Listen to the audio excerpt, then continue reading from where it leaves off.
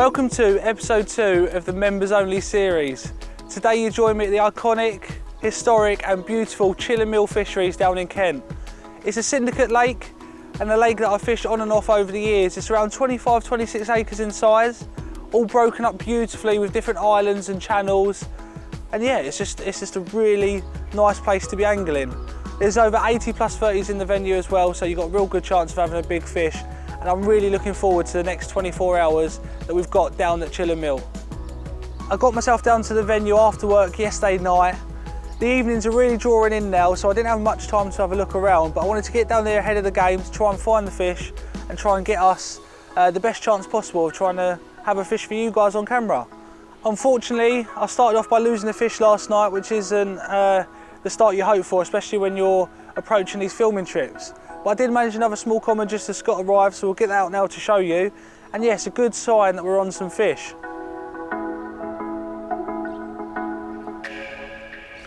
So here's the little common that we had just as Scott arrived.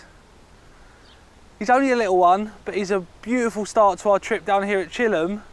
And it gives me loads of hope that we're going to have a fish or two more. It shows the tactics are working. We're in a zone where there's fish. So yeah, let's get this back. Let's see what the day brings.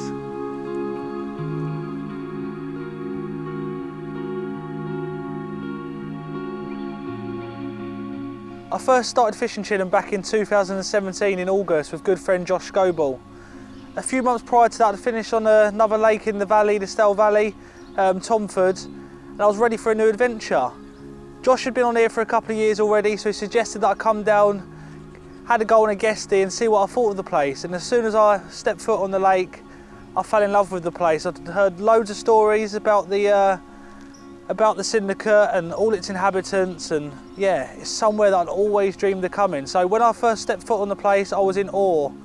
Walking up and down the riverbank, looking at all the swims that I've heard of over the years, the Bailiff's Islands, Shooter's Islands, and then coming onto the railway bank. You've got One Pole, Transformer, and yeah, some of the really famous swims that have been documented over the years. We come down for 48 hours and the first 24 hours was pretty slow. We was fishing on the riverbank in pegs 4 and 5, sorry. And we had an absolutely epic last morning. We had 3 of the most beautiful carp that reside in this venue: Starburst, the Stunner and Ringo. And from that moment, I was sort of gobsmacked at how you could land 3 incredible carp of such stature in one morning's angling. It wasn't just one of us, it was both of us, so it really made the trip, and it's always made me want to come back for more. So yeah, it's a really special place, and I'm really looking forward to these next 24 hours. When I turned up to the venue, my approach was pretty simple. I did what I always do when I turn up to a lake, and that's go for a recce. Watercraft is the most important skill when it comes to fishing. Multiple presentations and multiple scenarios will work when fishing, but they will only work if you're on the fish. So watercraft is 80-90% of angling and being successful within angling. So went for a walk and I saw a couple of fish very subtly show between the swim I'm in now and swim 30. Swim 30 is occupied, so I couldn't go in there, so I've left a swim gap in between as well as a bit of etiquette to show the angler next door. I don't want to step on his toes, but I want to get within the area. So I'm a couple of swims up, see a couple of real subtle shows of the noses just poking out the water, not much disturbance or noise. So it's one of them scenarios where if you wasn't looking, you wouldn't have seen them. So I got myself round here, signed in into the swim, got myself round here, and yeah, I sat here for an hour or so before getting the rods out. That was just to see if I saw any more fish before having a lead around, because quite often when you have a lead around, fish can go disappearing from the swim. So I just sat here, sat on my hands and watched the water for an hour. Once I'd seen enough, I got the marker rod out with a 2-ounce lead and had a little lead around the areas. Try not to cast too much because there was fish in the area. I found 3 beautiful spots. One on my left hand side towards the island, this beautiful smooth silt just before a weed bed. My middle rod is fished towards sort of the Bailiff Island area, just off of the bar into this lovely smooth silt as well. And my right hand rod is just on the broken gravel as we come up to the bar. So they're all 3 sort of contrasting substrates. So we try to cover all bases. We've got the wind pushing across this swim as well, so With fish showing more to my right and a fish, a nice warm wind pushing from my right to my left, I just thought, yeah, why not? There's fish down there, there's a good chance they're going to push up this way, and it just felt right. Rig wise, I went with 3 solid bags. The venue itself hasn't been fishing great lately, so I just wanted to put enough out there to get a bite. Didn't want to put a heavy baiting scenario where we wasn't going to get a bite because we baited it too heavy. Just a lovely little bag, a lovely little mouthful for the fish, and I spread 20 or so baits just in the area to sort of gain interest within the area if there is any carp. So it paid off, 2 bites very quickly. So as you can imagine, I'm sticking to the little solid bags and I feel confident for this evening. It's 11 o'clock now. I'm going to give it till about 12 o'clock and I'm going to reel all 3 rods in and have a recast. Get fresh bags on, obviously pellet itself as well. After so many hours, it does break down into more of a dusty makeup. So I want to get a fresh bag out there, more attraction into the area, and I'm hoping that will bring us some more luck this evening.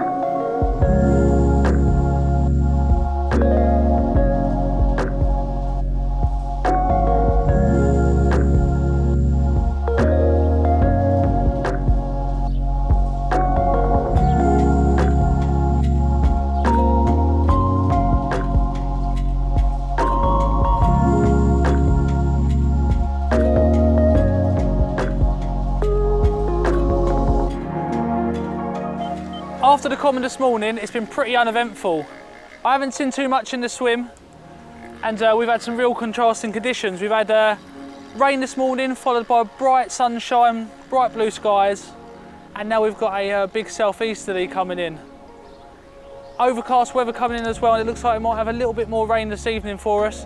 The wind's meant to pick up as well, so we're going to have a little reel in, rest the swim for an hour or so, and have a little walk round. I'm confident of a bite in this swim, but I want to make sure that we're not missing anything in any other areas, because with a big wind like this, fish can easily move about and end up somewhere else. So gonna reel in, rest the swim, put a few boilies out there if the seagulls don't pester us too much, and then yeah, try and find some fish. And if we don't find any fish, we'll be heading back here, getting the solid bags back out on the spots and fishing for this evening. Just before I go for a walk, I'm just going to bait up the spot that I had the fish from this morning. The seagulls are giving me a real hard time. I have to put 3 or 4 boilies in the stick just to make sure a few of them get to the deck.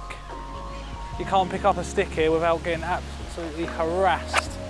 But yeah, hopefully a few of these are hitting the deck. And if any carp are in the area or turn up in the area while we're going for a walk, there'll be plenty of grub there for them to have a little feed on while we're gone. That'll do, let's go for a walk and see if we can find anything anywhere else.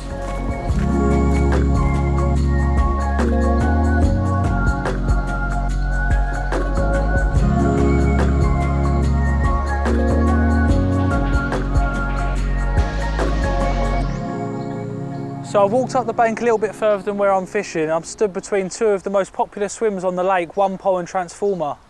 This side of the lake, all the swims are gated off and fenced off because there's a public footpath running along this side of the bank between the railway and the lake. So I haven't got into all the swims and looked in all the swims, but this bench here is perfectly placed between the 2 swims to overlook the central body of water that the One Pole and the Transformer control. There's only 2 swims this side of this central body of water, so you've got plenty of water. You've got the famous Swanee Bar that runs through the central part of this lake, and you've also got the big gully just before it, so you've got some deep water in front of here. The makeup of the lake generally is quite shallow, so it's quite rare to find deeper water within the lake. So any deep areas coming into this time of year, autumn time and coming up to the winter, the deeper water is definitely worth looking at because they definitely hold up in them deeper areas later in the year. Last night both these swims were occupied. I think there's still some in the Transformer swim, but One Pole has become available. I'm not going to just jump into the swim because it is one of the popular swims. I need to see fish to make that decision, so I'm going to sit here, see if I can see any fish showing, and then if we do, then I'll have to make a decision to either move or stick to my guns. But we're going to sit here for 20 minutes or so. I've got a pocket full of bait and a throwing stick in hand, so if I do see any fish I can bait up quite quickly and then just go and get the gear and move over.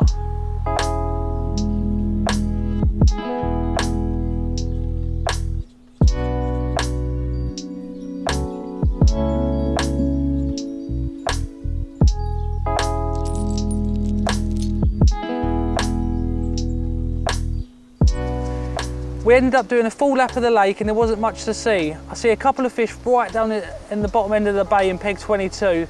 There's a dead tree that sits in the water and sort of goes out 3 or 4 rod lengths, and there was a couple of carp milling around in there. It was like a different world at the end of that bay, flat calm, no wind and really sheltered, so I can see why there's a few carp sitting down there. They're also pretty untouchable, right behind the branches of the snag, so you can't really fish to where they are. There's also a guy occupying that swim, so it's a no-go in terms of moving into that swim, and I didn't see much else. It's quite shallow in front of that swim, and I had a look out in the weed beds and couldn't see any fish milling around there. So with the wind picking up now, it's really hard to see them subtle shows. You're not going to see any fizzing or even maybe a little dorsal. It's going to be a struggle to see unless you're really looking at that area. So I want to keep my eyes peeled. We're back in the swim. I'm going to get three solid bags back on the rods, cast them out there. I'm going to do one little change. My right hand rods, well, I haven't really seen any fish. I've seen the fish more over to my middle and left hand rod yesterday. So I want to move my right hand rod, skip it over the middle rod and fish it down towards the island where we had that fish this morning. The wind's pumping into that island, so hopefully that'll draw a few fish in. Got nice overcast weather now. I think it's meant to drizzle a little bit later. But yeah, real prime autumn conditions. So I'm hopeful of another fish. I'm going to get these solid bags on and hopefully it won't be too long. I've kept the contents of my PVA bags pretty simple, just using a mixture of size pellets, which is plenty food for the carp, and also the mixture of size pellets help to get that bag nice and compact, which is going to aid the cast in this strong wind that we're experiencing at the moment. So another advantage of having real nice compact bags is when that bag hits the deck, it opens up beautifully and leaves a real nice dinner plate size of food ready for that carp to come and home in on. I've used a 4-inch real supple section of uncoated braid, and that's simply tied to a size 6 barbless hook. I've whipped it on KD style, whipping 4 or 5 turns just under the hair as well as above it. I've then used a small bit of shrink tube with the liner style, so that hook kicks over beautifully when that hook bait's picked up. So onto the hook bait. I'm using a nice pink wafter soaked in Blend 12, a flavour that I really like using, especially this time of year. The hook link is attached to a solid bag stem that really aids changing that solid bag nice and quickly. All you have to do is put a loop into your main line and you can loop the solid bag on and off and change it as you please. The rules of the fishery mean you have to use rig tubing at all times, so I use a small bit of silicone to join the rig tubing and the solid bag stems to create a nice neat setup. Another advantage of using the solid bag stems is not only can you change the bag lead quickly and efficiently, they also work in the drop-off system. So the lead itself has got a nice clean open groove. That allows, once the fish comes into contact, if you need to drop the lead drops off the stem and the main line will exit through the groove in the lead. So that's what I'm using. I'm going to get 3 solid bags back out there now and hopefully we'll have a fish or 2 this afternoon.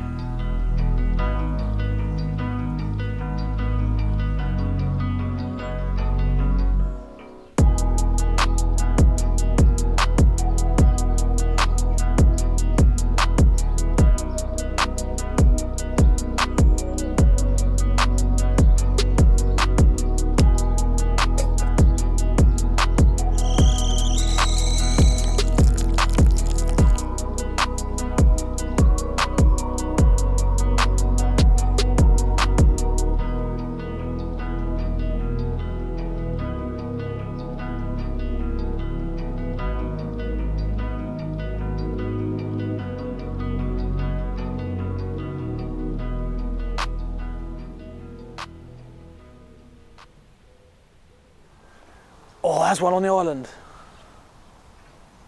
Come on. Yes. Oh, another one. Come on. It's that time of year where the nights are really drawing in quickly. It's only been a couple of hours since we've got the rods out, not even 6 o'clock, and the light is fading rapidly. I've just seen a couple of fish just to my left off the island, so it looks all good for this evening. I'm not too bothered that I haven't had a bite during the day. We haven't been fishing too much during the day after our walk earlier. And quite often this time of year, the bites do come throughout the night period. We've got over 12 hours of darkness at the moment, so quite often that leads to nighttime bites. It feels really good conditions, and seeing a couple of fish is boosting my confidence massively. I know them solid bags will be doing the job, so it's just a matter of sitting back, getting the kettle on, having a dinner, and waiting for the carp to play ball.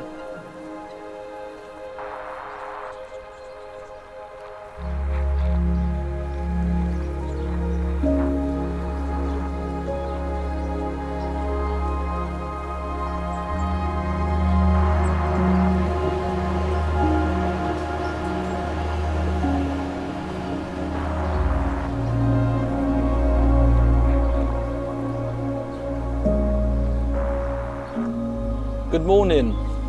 So last night we had some real heavy winds and rain throughout most of the night, but as expected, early hours the wind sort of died down and it went real calm, and now you're presenting with real sunny conditions with bright blue skies this morning. Again, real contrasting conditions on this trip. It's not been a trip where you can really sort of guess where they are, because the conditions have been changing every sort of 3 or 4 hours, so it's really hard to tell where the fish might have ended up. There's been a couple of shows in front of us, but when I say in front of us, more on the opposite bank this morning. And yeah, it was just a quiet night. We've got a few hours left this morning, so the sun's just coming up above the trees on the opposite bank.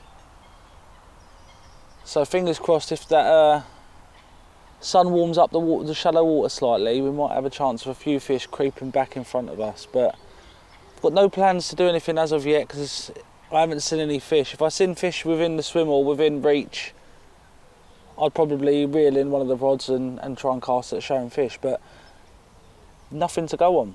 So all we can do is sit on our hands at the moment. We've only got 3-4 hours left, 3 hours really, so there's no point rushing around, moving around to a swim where we haven't seen any fish to sort of start trying to winkle one out.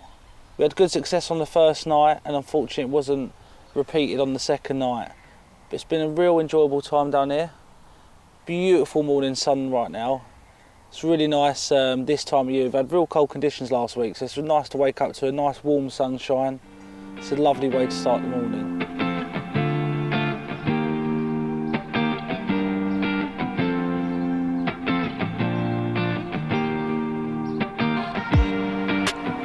Unfortunately, our session down here at Chilham Mill has come to an end.